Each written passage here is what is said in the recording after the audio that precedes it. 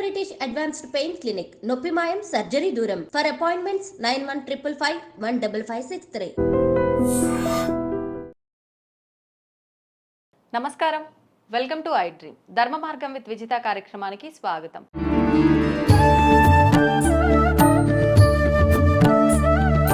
ప్రస్తుతం మనతో పాటు ఉన్నారు ప్రముఖ జ్యోతిష్య పండితులు బ్రహ్మశ్రీ డాక్టర్ గుండెపూడి శివసుధీర్ శర్మ గారు. ఇప్పుడు వారితో మాట్లాడి మరిన్ని విషయాలు తెలుసుకుందాం. నమస్తే అండి. శ్రీమాత్రే నమః. శ్రీ గురుభ్యో నమః. అమావాస్య అనగానే ప్రతి ఒక్కరు కూడా ఒక నెగిటివ్ ఆలోచనలోకి వెళ్ళిపోతుంటారు. నిజంగా అసలు అమావాస్యని మనం మంచిగా ఉపయోగించుకోవాలి అని అంటే ఎలా ఉపయోగించుకోవచ్చు? ముఖ్యంగా ఇప్పుడు ఇది మార్గశిర మాసం, ధనుర్మాసం కూడా అంటుంటారు. ఇప్పుడు వచ్చే అమావాస్యకి ఏదైనా విశిష్టత ఉందా? ఒక పితృదేవతల కోసమే కాకుండా దేవత ఆరాధన కోసం కూడా ఉపయోగించుకునే అవకాశం ఉందా? తెలియజేయండి. చాలా మంచిదనమ్మా. మనం మాసాలు చెప్పుకునేటప్పుడు 4 మాసాలు అంతకుముందు చాలాసార్లు చెప్పుకుంటున్నాం. ఆఖామావై అని, ఆషాఢ మాసం, కార్తీక మాసం, వైశాఖ మాసం, మాఘమాసం అని. అలాగే కృష్ణ పరమాత్మ భగవద్గీతలో మాసానాం మార్గశీర్షోహం అని చెప్తుంటారు. మాసాలలో మార్గశిర మాసాన్ని నేనే అని చెప్తారు ఆయన. అంత పవిత్రమైనటువంటి, అంత శక్తివంతమైనటువంటి మాసం. నిజంగా మనం అంతకుముందు చెప్పుకుంటుంటాం, ప్రతి పౌర్ణానికి ఒక నక్షత్రం వస్తుంది, ఆ నక్షత్రాన్ని బట్టి మాసం పేరు మారుతూ ఉంటుందని. ఈ మార్గశిర మాసానికి మృగశిర నక్షత్రం పౌర్ణమి రోజున వచ్చింది కాబట్టి ఈ మాసానికి మార్గశిర మాసం అని చెప్పి పిలుస్తుంటాం. మార్గశిరము అంటే మార్గము అంటే దారి, శీర్షము శిరము అంటే ముఖము. అంటే మొట్టమొదటిగా దారి చూపించేటువంటి మార్గానికి ఉండేటువంటి మాసం పేరే ఈ మార్గశిర మాసానికి ఉండేటువంటి పేరు. దీనికి అధిపతి కుజుడు.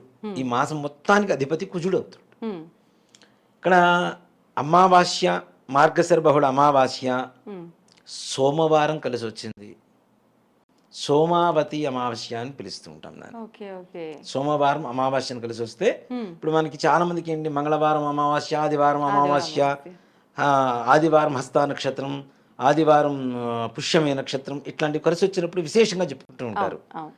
వాటన్నిటికంటే కూడా ఇంకా పరమ పవిత్రమైన శక్తివంతమైనటువంటి ఒక అమావాస్య ఏదైనా ఉన్నది అంటే అది సోమావతి అమావాస్య.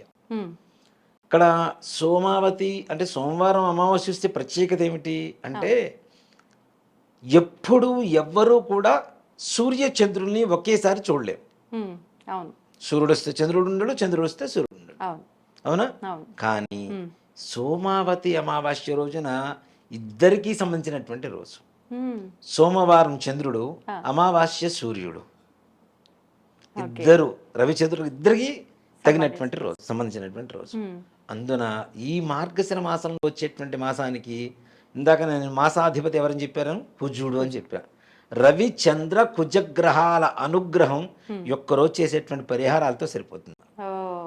సూపర్. నిజంగా మరి ఎటువంటి వారు ఈ పరిహారాన్ని ఆచరించాలి? అసలు ఆ పరిహారం ఏంటి? ముఖ్యంగా రవికి పూజ చేస్తే ఆరోగ్యం భాస్కరాదిత్య అని చెప్పి మన శాస్త్రం చెబుతుంది. ఆరోగ్యాన్ని ఇచ్చేవాడు ఎవరు అంటే సూర్యుడు. చంద్రమా మనసే జాతః, మనఃకారకమైనటువంటి కష్టాలను తొలగించేవాళ్ళు ఎవరు అంటే చంద్రుడు. అలాగే శారీరకమైనటువంటి ఆరోగ్యంతో పాటు మానసికమైనటువంటి ఆనందంతో పాటుగా వివాహం, సంతానం, అలాగే వంశాభివృద్ధి, జ్ఞాపక శక్తి, సంపూర్ణమైనటువంటి రక్త సంబంధమైనటువంటి అనారోగ్యాలు, హృద్రోగాలు అంటే హృదయ రోగాలు, అలాగే మనకి ఎక్కువగా ఇప్పుడున్నటువంటి పరిస్థితుల్లో ఈ గ్యాస్ట్రిక్ ప్రాబ్లంతో చాలామంది ఫేస్ చేస్తున్నారు ఆ ప్రాబ్లంని.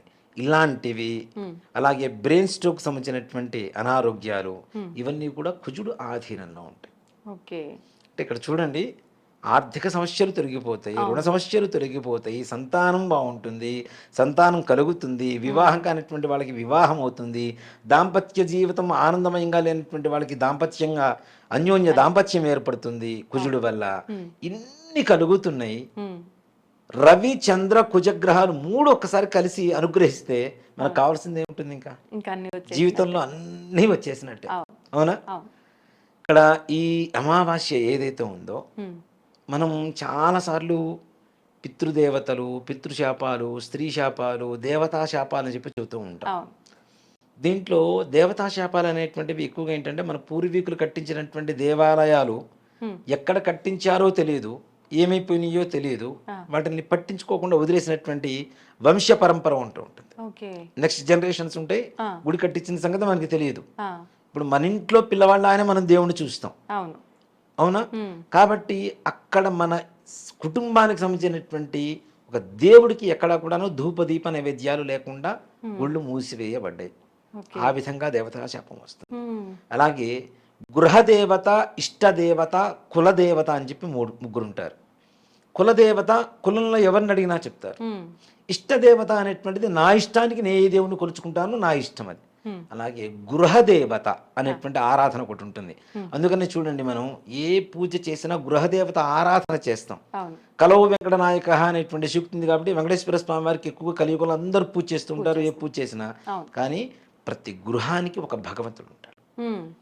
కొంతమందికి రేణుగా ఎల్లమ్మ ఉండొచ్చు, అవును. కొంతమంది కట్టమైసం ఉండొచ్చు, కొంతమంది గ్రామ పోచమ్మ దేవతలు ఉండొచ్చు. ఉంటారు. గ్రామదేవత అంటే ఇంట్లో వీళ్ళు ఇంట్లో చేసుకుంటూ ఉంటారు. ఓకే. అలాగే వీరభద్రుడు ఉండొచ్చు, అలాగే మల్లన్న ఉండొచ్చు, నరసింహస్వామి ఉండొచ్చు, సుబ్రహ్మణ్యేశ్వర స్వామి వారు కావచ్చు, శివుడు కావచ్చు. ఒక్కొక్కరికి ఒక్కొక్క గృహదేవత తప్పనిసరిగా ఉంటుంది. మరి ఇప్పుడు పెద్దవాళ్ళు చెప్తేనే ఉంది అని మనకు తెలుస్తుంది. చెప్పని పక్షంలో మనం తెలుసుకునే అదే అవకాశం ఉందా? చెప్తున్నాను. ఇది ముఖ్యంగా ఈ గృహదేవత ఆరాధన కొంతమంది మధ్యలోనే వదిలేసినటువంటి వాళ్ళు ఉంటారు. తద్వారా కూడా దేవతా శాపాలు వస్తాయి. ఓకే. మన ఇంటికి సంబంధించినటువంటి దేవుని మనము వంశ పరంపరగా వస్తున్నటువంటి వాడిని మనం చేసుకుంటూ ఉంటే చక్కగా మనం కూడా వృద్ధిలో ఉంటాం. అవును. ఇప్పుడు చాలా మంది అధికమైనటువంటి కష్టాలు ఎందుకు పడుతున్నారు ముఖ్యంగా అంటే ఇవే రుణ బాధలు కావచ్చు, శత్రు బాధలు కావచ్చు, కోర్టు వ్యవహారాలు కావచ్చు, సంతానం కావచ్చు, వివాహం కావచ్చు, అనేక రకాలైన ఆర్థిక సమస్యలు కావచ్చు, వృత్తి ఉద్యోగాలు కావచ్చు, అనారోగ్య సమస్యలు కావచ్చు. ఇవన్నీ కూడాను గృహదేవత ఆరాధన మరిచిపోయిన ఇళ్లల్లో అధికంగా కనపడుతూ ఉన్నాయి. ఓకే. ఓకే. గృహదేవత ఎవరిని అడగాలి? మన పెద్దవాళ్ళని అడిగితే వాళ్ళు మనకు చెప్తే తెలుస్తుంది, ఎవరే మన ఇంటి దేవుడు ఈయన కాబట్టి పూజ చేసుకోవాలరా అని. అలా కూడా తెలియనటువంటి పక్షంలో ఎవరన్నా ఉంటే అంటే తెలిసేటువంటి పరిస్థితుల్లో ఎవరన్నా పెద్దవాళ్ళు ఉంటే వాళ్ళని కనుక్కోండి, చక్కగా చెప్తారు. లేదు కొత్తగా మాకెవరు తెలియదు, మా వాళ్ళు ఎవరు లేరు, నేను గృహదేవత ఆరాధన చేద్దాం అనుకుంటున్నాను, మీ ఇష్ట దైవాన్నే గృహదైవంగా మార్చుకోవచ్చు. ఓకే. అలా మనం నమస్కారం చేయడం ఏదైనా పూజా విధానం అదే చెప్తాను. ఈ సోమావతి అమావాస్య అనేటువంటిది ముఖ్యంగా ప్రపంచం మొత్తం కూడా ఇద్దరి మీద ఆధారపడుతుంటుంది. ఎవరు? రవిచంద్రుల మీద ఆధారపడుతుంటుంది. రెండు కలిసి వచ్చినటువంటి రోజు కాబట్టి ఎవరైనా మీ పూర్వ సంస్కృతి సంప్రదాయాన్ని అనుసరించి ఉన్నటువంటి గృహదేవత మీకు తెలిసినా తెలియజేసేటువంటి వాళ్ళు ఉంటే అడిగి తెలుసుకున్నా ఆ రోజు నుంచి ప్రారంభించడం. లేదు మేము కొత్తగా మా ఇంటి దేవత ఎవరో మాకు తెలియదు, మేమే చేసుకుంటున్నాం అనుకునేటువంటి ఇష్టదేవతని గృహదేవతగా మార్చుకోవాలనుకునేటువంటి వాళ్ళు కూడా ఆ రోజు ఆ ఇంట్లో పటం పెట్టుకొని పూజ ప్రారంభించడం అనేది ఆనవాయితీగా వస్తుంది. ఓకే. గృహం మొత్తం సంతోషకరంగా ఉంటుంది. ఇప్పుడు అంటే మన ఇష్ట దైవాన్నే దైవంగా మార్చుకోమన్నారు. పటం పెట్టడం అంటే ఆల్రెడీ ఇప్పుడు నాకు శివుడు అంటే ఇష్టము, శివుడి ఫోటో ఆల్రెడీ ఇంట్లో ఉంది, మళ్ళీ ఆ రోజున అంటే నేను ప్రత్యేకంగా శుభ్రం చేసి వేరే ప్రత్యేకమైన విధానం ఏమైనా ఆచరించాలా? శుభ్రంగా పటాన్ని మొత్తం చక్కగా తుడుచుకొని అలంకరించుకొని ఈ రోజు నుంచి నువ్వే మా గృహదేవత అని చెప్పి ఒక్కసారి స్వామివారికి నమస్కారం చేసుకొని, శివుడైతే శివాలయానికి, విష్ణుమూర్తి అయితే విష్ణుమూర్తి ఆలయానికి, సుబ్రహ్మణ్యేశ్వరుడు అయితే సుబ్రహ్మణ్యేశ్వరుడు ఆలయానికి వెళ్ళి ఆ రోజు నుంచి మీరు ఆయనకి దత్తత వెళ్తున్నట్టుగా, ఆయన మీరు దత్తత తీసుకుంటున్నట్టు కాదు, మీరు ఆయనకి దత్తత వెళ్తున్నట్టుగా మీ కుటుంబం మొత్తం కూడా ఆయనకి రుణపడి ఉన్నట్టుగా భావించి దత్తత స్వామివారికి మనం దత్తత వెళ్తున్నాం అనేటువంటి భావనతో నమస్కారం చేసుకొని అర్చన చేయించుకొని రాండి. మీకు గృహదేవతా శాపాలు సంపూర్ణంగా విముక్తి కలుగుతాయి. గృహదేవత అంటే దేవతా శాపం అనేటువంటి విముక్తి కలిగితే ఇంట్లో అన్ని సకల ఐశ్వర్యాలు కలుగుతాయి నాన్న. ఇంట్లో పిల్లలు మంచి సత్సంతానం కలుగుతుంది, వాళ్ళ ఆరోగ్యం బాగుంటుంది, పిల్లలు బుద్ధిమంతులుగా ఉంటారు, దుర్వ్యసనాలు దుస్నేహాలకు దూరంగా ఉంటారు, సద్బుద్ధితో ఉంటారు, అట్లానే మంచి విద్యావంతులు అవుతారు, సత్ప్రవర్తన ఉంటుంది. ఇప్పుడు నిజంగా అష్టైశ్వర్యాల్లో మన మాట వినేటువంటి పిల్లలు పుట్టడం కూడా మనకు ఐశ్వర్యంలో ఒక భాగమే. నిజంగా ఇప్పుడున్న పరిస్థితుల్లో అది ఇంకా ముఖ్యమైనటువంటి అంశం కదా. కాబట్టి ఇలాంటివి ఈ రోజున చెయ్యవచ్చు. అలాగే అసలు ఇవేవి మాకు చేత కాదని మేము చేసుకోలేము అలాంటి వాళ్ళు మనం ఎక్కువగా అమావాస్య అంటేనే ఇందాక మీరు చెప్పినట్టుగా నెగిటివ్గా ఎక్కువగా ఫీల్ అవుతుంటారు. చీకటి, అసలు చంద్రుడు ఉండడు, రాత్రి మొత్తం చీకటే ఉంటుంది. అందుకని ఆడపిల్లలు కూడా అమావాస్య రోజు రాత్రిపూట బయటికి వెళ్ళొద్దు, మధ్యాహ్నం బయటికి వెళ్ళకండి, తల స్నానం చేసి అంతకంటే తిరగండి, జుట్టు విరబోసుకోకండి, కనీసం కాళ్ళలో అయినా చిన్న కాటుకైనా పెట్టి బయటికి పంపిస్తారు. కాటుకు పెడతారు, కొద్దిగా ఆయిల్ తీసుకొని నెత్తిన పూసి బయటికి పంపిస్తుంటారు. ఇది నిజంగా రక్షగా ఉంటుందా? చాలా చాలా తప్పనిసరిగా. దీనివల్ల అంటే ఎక్కువగా ఏమవుతుంది అంటే ఈ అమావాస్య రోజున చెడు ఎక్కువగా ప్రబలుతూ ఉంటుంది. చీకట్లో ఉంటేనే కదా చెడు వచ్చేది. వెలుగంటే మంచి, చెడు చీకటి అంటే చెడు. ఈ చెడు ఎక్కువగా ప్రబలుతూ ఉంటుంది. మనకు తెలియకుండానే గాలిపరమైనటువంటివి కొన్ని మన ఒంటి మీదకి ఆవాహన జరగడానికి అవకాశం ఉంటుంది. గాలి రూపంలో ఆత్మలు ఉంటాయి అంటుంటాం కదా. ఆ ఆత్మని మనం ఎవరైనా నమ్మినా నమ్మపోయినా ఓకే, తప్పనిసరిగా ఎవరికైనా ఒక గాలి సోకింది అంటే ఎవరైతే ఆత్మ వాళ్ళని ఆవహిస్తుందో వాళ్ళ లాంగ్వేజ్లో మాట్లాడతారు వాళ్ళు. ఇటీవల ఇట్లా సబ్జెక్ట్స్తో కొన్ని సినిమాలు కూడా వచ్చినాయి. ఓ మాట చెప్పాలి అంటే, అవునా, వాళ్ళ ఊరు పేరు, వాళ్ళ అడ్రస్సు, తర్వాత వాళ్ళకు ఉండేటువంటి లాంగ్వేజ్, హిందీ లాంగ్వేజ్ అనుకుందాం, హిందీలోనే మాట్లాడుతుంటారు. వీళ్ళకి ఏమీ రాదు అంతకుముందు అసలు హిందీ, కానీ హిందీలో మాట్లాడుతుంటారు. ఉర్దూలో మాట్లాడుతుంటారు, ఇంగ్లీష్లో మాట్లాడుతూ ఉంటారు. అవునా? సో ఇలాంటివి జరగడానికి కూడా అవకాశాలు ఉంటాయి. కాబట్టి ఆ రకమైనటువంటి బాధలు కానీ మనకు తెలియకుండానే కొంతమంది శత్రువులు ఉంటారు, మనసులో తిట్టుకుంటూ ఉంటారు, ఎదుటి వాళ్ళ మీద ఇంకా వెక్కబోయడానికి బయటికి కక్కలేక లోపల మింగలేక బాధపడేటువంటి వాళ్ళు చాలామంది ఉంటారు. అలాంటి వాళ్ళు అసూయపరులు ఎక్కువగా క్షుద్ర ప్రయోగాలు చేయడానికి కూడా ఏమాత్రం వెనకాడరు. ఇప్పుడు ప్రతి ఒక్కరి దగ్గర దేవతాశక్తి అమితంగా లేదుగా. అమితంగా దేవతాశక్తి ఉంటే వాడు ఏ ప్రయోగం కాదు, ఏం చేసినా వీడికి ఏం కాదు. కానీ ఎప్పుడైతే వీక్గా ఉంటుంది, వీడి నక్షత్రం తెలిసిన రోజున నక్షత్ర స్థితి, గ్రహస్థితి ఎప్పుడు వీక్గా ఉంటుందో అప్పుడు అవతల వాళ్ళు ప్రయోగాలు చేయడానికి అవకాశం ఉంటుంది. ఇప్పుడు సన్నగా ఉన్నవాడిని ఒక దెబ్బ కొడితే కింద పడిపోతాడు అన్న, లావుగా ఉన్నవాడిని ఒక దెబ్బ కొడితే కింద పడతాడు, పడ్డగా 10 దెబ్బలు కొడతాడు, 11 దెబ్బకి విసుగు పుట్టేసి వదిలేస్తాడు. కానీ ఇక్కడ ఎప్పుడైతే గ్రహస్థితి వీక్గా ఉందో అప్పుడు నక్షత్రం తెలిస్తే రాశి తెలుస్తుంది, రాశి ప్రకారం గ్రహస్థితి ఎప్పుడు వీక్గా ఉందో తెలుస్తుంది, అయిపోయాయి. నక్షత్రాల ద్వారా కూడా చేస్తారైతే. అందుకనే ముఖ్యంగా మన తెలంగాణలో జన్మ నక్షత్రం బయట పెట్టరు, జన్మనామం బయట పెట్టరు, వ్యవహార నామం మాత్రమే చదువుతూ ఉంటాం మనం. అవునా? జన్మనామం ఎందుకు బయట పెట్టరు? జన్మనామం తెలిస్తే నక్షత్రం తెలుస్తుంది, నక్షత్రం తెలిస్తే రాశి తెలుస్తుంది, రాశి తెలిస్తే గ్రహస్థితి తెలుస్తుంది. గ్రహస్థితి ఎప్పుడు వీక్గా ఉందో అప్పుడు దెబ్బ కొడితే వాడు కింద పడిపోతాడు. వాడి మీద బాణామతి, చిల్లంకులు, అనేక రకాలైనటువంటి దరిద్రపోటు ప్రయోగాలన్నీ చేస్తూ ఉంటారు.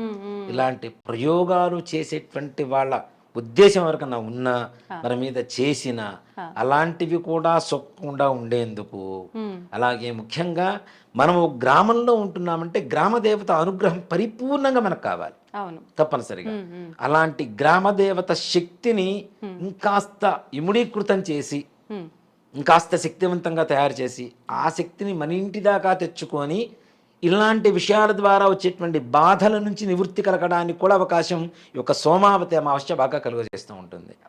ఎలా గ్రామదేవత ఆలయం ఉంది మన పొలిమేరలో, కట్టమైసమ్ము, మైసమ్ము, పోచమ్ము, గంగానమ్ము, అల్లూరు పోలేరమ్ము, ఏదో ఒక దేవత ఉంటుంది, అమ్మవారు ఉంటుంది.